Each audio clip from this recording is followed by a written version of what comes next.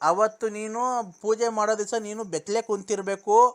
ಏನು ಕೆಳಗಡೆ ಏನು ಬೇರೆ ಮುಂಚೆ ಒಳ ಉಡುಪುಗಳು ಅಂಡರ್ವೇರ್ ಬನ್ನಿ ನೀವೇನು ಹಾಕೊಂಬಾರ್ದು. ಬೆತ್ತಲೆ ಕೂತ್ಕೊಬೇಕು ಪೂಜೆಗೆ. ಅರ್ಥ ಆಯ್ತಾ?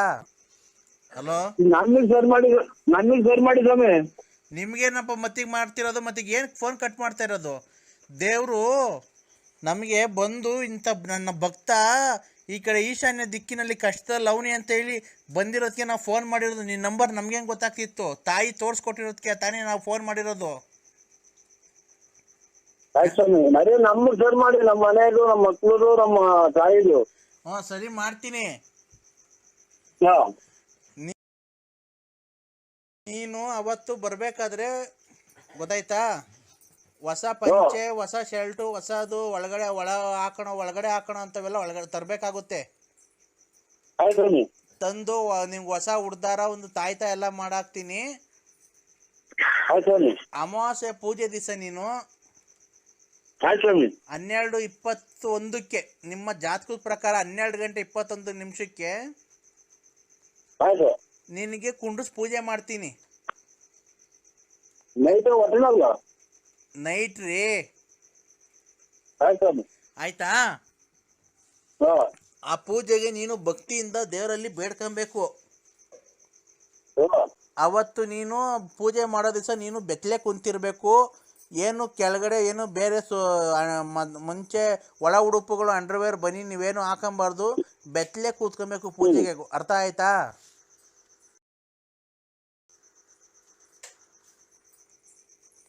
ಹಲೋ ಹಲೋ ನರಸಿಂಹ, ದೇವಸ್ಥಾನ ಅಂತ ಅಲ್ಲಪ್ಪ. ನಮ್ಮ ಯಾರು ಇಲ್ಲಿ ಇರ್ದಿರತ್ತವ ಜಾಗುತ್ತವ ಸ್ಮಶಾನದಲ್ಲಿ ಪೂಜೆ ಮಾಡೋದು. ಅಲ್ಲಿ ನೀನು ಬೆತ್ತಲೆ ಕೂತ್ಕೊಂಡು ಪೂಜೆಗೆ ದೇವರಲ್ಲಿ ಬೇಡ್ಕೊಬೇಕು. ಗೊತ್ತಾಯ್ತಾ? ನಿನ್ ಬೆತ್ತಲೆ ಕೂತ್ಕೊಳಕ್ಕೆ ಆಕ್ಷೇಪಣೆ ಏನಿಲ್ಲ ತಾನೆ ನಿಂದು? ಏನಿಲ್ಲ. ಯಾರು ನಾನೆಲ್ಲ ದೇವಸ್ಥಾನ ಜನಪರ ಅಮಾವಾಸ್ಯೆ ಬಸ್ತಾರಂಬಿಟ್ರಲ್ಲ ನಾನು. ಅಲ್ಲಲ್ಲ ಅಲ್ಲಿ ಸ್ಮಶಾನದಲ್ಲಿ ಬೇರೆ ಪೂಜೆ ಮಾಡೋದು ನಾವು. ಅಲ್ಲಿ ನೀನು ಒಬ್ಬನೇ ನಿಮ್ಮ ಪೂಜೆಗೆ ನೀವು ಕೂತ್ಕೊಬೇಕು. ಬೇರೆ ಭಕ್ತಾದಿಗಳೆಲ್ಲ ಬಂದಿರ್ತಾರೆ, ಹೆಂಗಸ್ರು ಗಂಡಸ್ರು ಎಲ್ಲ. ಅವ್ರ ಪಾಡಿಗೆ ಅವ್ರು ಕೂತ್ಕೊಂತಾರೆ, ನಿಮ್ಮ ಪಾಡಿಗೆ ನೀವು ಕೂತ್ಕೊಳ್ರಿ. ಅವರು ಬೆತ್ತಲೆ ಕೂತ್ಕೊಂತಾರೆ ಎಲ್ಲಾರು.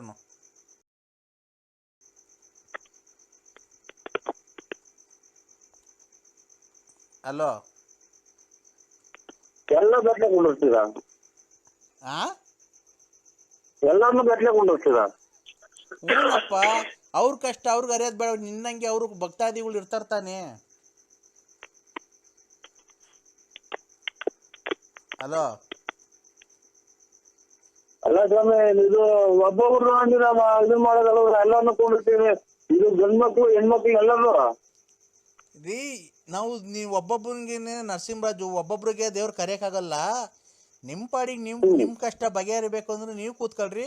ಅವ್ರ ಕಷ್ಟ ಬಗೆಹರಿಬೇಕು ಅಂದ್ರೆ ಅವರು ಕೂತ್ಕೊಂತಾರೆ. ಹೆಂಗಸ್ರು ಗಂಡಸ್ರು ಅಂತ ಭೇದ ಭಾವ ಏನಿಲ್ಲ. ಅಕ್ಕಪಕ್ಕ ನಿಮ್ಮ ಪಕ್ಕ ಹೆಂಗಸ್ರು, ನಿಮ್ಮ ಪಕ್ಕ ಗಂಡಸ್ರು ಎಲ್ಲ ಅವ್ರ ಪಾಡಿಗೆ ಅವ್ರು ಕುಂತಿರ್ತಾರೆ. ನಿಮ್ಮ ಪಾಡಿಗೆ ನೀವು ಕೂತ್ಕೊಳ್ರಿ. ಅವ್ರ ಕಷ್ಟ ನಿಮಗೆ ಬೇಕಾದ್ರೆ ಬೇಕಾದ್ರೆ ನಾಚಿಕೆ ಆಗುತ್ತೆ ಅಂದ್ರೆ ಬೇಕಾದ್ರೆ ಯಾವ್ದನ ಗಂಡಸ್ರ ಪಕ್ಕನೇ ಹೇಳ್ಕೊಂಡಿಸ್ತೀನಿ. ಹೆಂಗಸ್ರ ಪಕ್ಕ ಕೂತ್ಕೊಳಕ್ ಆಗಲ್ವಾ ನಿಮ್ಗೆ? ನಾಚಿಕೆನಾ? ನಾಚಿಕೆಲ್ಲ ಇದು ಎಲ್ಲ ಫೋನ್ ಗೀಟ ತಕೊಂಡು ಅವನು ಹಾಕ್ಬಿಟ್ಟವ್ರು ಅಂತ ನಾನು ಅಷ್ಟೇ, ಇನ್ನೇನಿಲ್ಲ ಮೊಬೈಲ್ಗೆ. ಅಲ್ಲಿ ರಾತ್ರಿ ಹೊತ್ತು ಯಾವ ಫೋಟೋ ತೆಗಿಯೋರು ಯಾರು ಬರ್ತಾರ್ರಿ? ಈಗ ನಿಮ್ಗೆ ಬೆತ್ತಲೆ ಕೂತ್ಕೊಂಡು ಪೂಜೆ ಮಾಡಕ್ಕೆ ಆಕ್ಷೇಪಣೆ ಒಪ್ಪಿಗೆ ಐತೋ ಇಲ್ವೋ ಅದನ್ನ ಹೇಳ್ರಿ ಫಸ್ಟ್. ನಮ್ಗೇನು ನೀವು ನಾಳೆಗೆ ಮಾಡ್ಕೊಡ್ತೀವಿ ಅಂತ ನಾಳೆಗೆ ರೆಡಿ. ಹೌದಲ್ವಾ? ಈಗ ಹೆಂಗಸ್ರುಗಳು ಅವ್ರ ಕಷ್ಟಕ್ಕೆ ಅವ್ರು ಬಂದಿರ್ತಾರೆ. ನೀವು ಅವ್ರ ಪಕ್ಕ ಕೂತ್ಕೊಳ್ರಿ, ಏನಾಗುತ್ತೆ? ನಿಮ್ಮ ಕಷ್ಟ ಅವ್ರಿಗೆ ಹೇಳ್ಕೊಳ್ಳಿ, ಅವ್ರ ಕಷ್ಟ ನಿಮ್ಗೆ ಹೇಳ್ರಿ, ಮಾತಾಡ್ಕೊಳ್ಳಿ. ನೀವೆಲ್ಲ ಪರಿಚಯ ಆಗ್ತೀರಾ. ಅಲ್ಲಿ ಅದೇ ಬೇರೆ ಬೆತ್ತಲೆ ಇರ್ತಾರಲ್ಲ ಅಂತ ಅಷ್ಟೇ, ಇನ್ನೇನು ಇಲ್ಲ. ಅವು ಬೆತ್ತಲೆ ಇದ್ರೆ ಅವ್ರ ಪಾಡಿಗೆ ಅವ್ರು ಇರ್ತಾರೆ, ನಿಮ್ಮ ಪಾಡಿಗೆ ನೀವಿರ್ರಿ. ನೀವೇಂಕ್ ಅವ್ರು ನೋಡಕ್ ಹೋಗ್ತೀರಾ? ನಿಮ್ಗೇನ ಮೈಯ ರೋಮಾಂಚನ ಆಗುತ್ತೆ ಅಂತ ಅವ್ರು ನೋಡಿದಾಗ ಹೆಣ್ಮಕ್ಳನ್ನ ಅಷ್ಟೇ ಅಷ್ಟೇ ಸ್ವಾಮಿ, ನಿಮ್ ಕೈಲಿ ಹೇಳಕ್ ನಾ ಒಂದು ಗಂಟೆ ಆಟ ಅದಕ್ಕೆ ಹೇಳಿಲ್ಲ. ಬೇಕಾದ್ರೆ ನಮ್ಮ ಪೂಜೆ ಎಲ್ಲ ಮುಗಿದ್ಮೇಲೆ ನೀವು ಇಬ್ರು ಪರಿಚಯ ಮಾಡ್ಕೊಳ್ರಿ.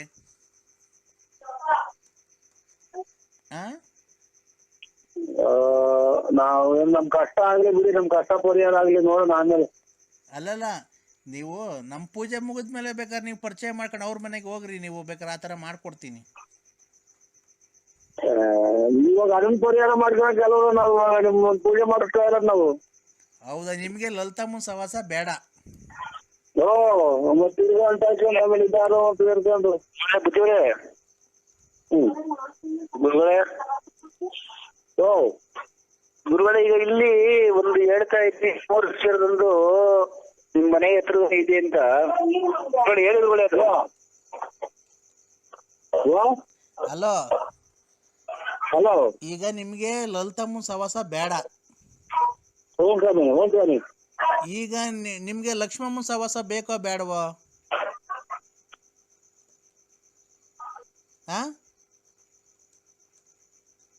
ಹಲೋ, ಹೆಂಡ್ತಿದ್ದೀರ ಒಬ್ರೇನ ಅದು ಎಷ್ಟು ಜನ ಮಡಿಕೊಂಡಿದ್ದೀರಾ? ನನ್ನ ಮಕ್ಕಳನ್ನ ಫೋನ್ ಮಾಡ್ಲಿಲ್ಲ ಅಷ್ಟಿಗೆ ಇಲ್ಲಿ ಕ್ಯಾಟೆ ಅಂತ ನಾವು ಹುಡುಕಬೇಕ.